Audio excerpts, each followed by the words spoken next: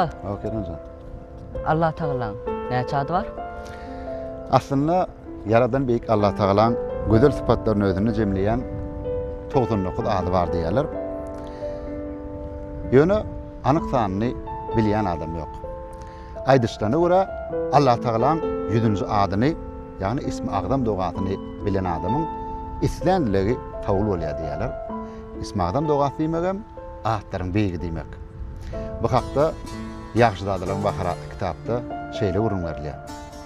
Yaxşı dadaların biri şeyle gurrun veripdir. Bizim obamızda bir koca vardı. Adamlar ol Allah Tağalanın ismi Ağdam doğatını bilýärdiler. Men oň ýanyna baryp, "Maňa Allah Tağalanın ismi Ağdam doğatyny öwret" diýdim.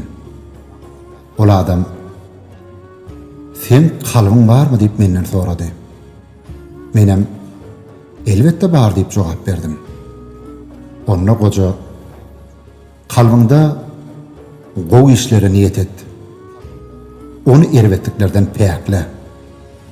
Onsoň Allah Tağaladan islen zadyň dile. Şeýsen hemme dilegiň kabul bolar. İsmi Ağdam dogasy kalbyň päkliginedir" diýdi. Neşoň ýalker onjan. Kalbyňda, ýüregiňde diňe gowy işlere niyet et. Kalbyň arasda tut. Allah ýol berdi. Hemme dilelen kabul bolar.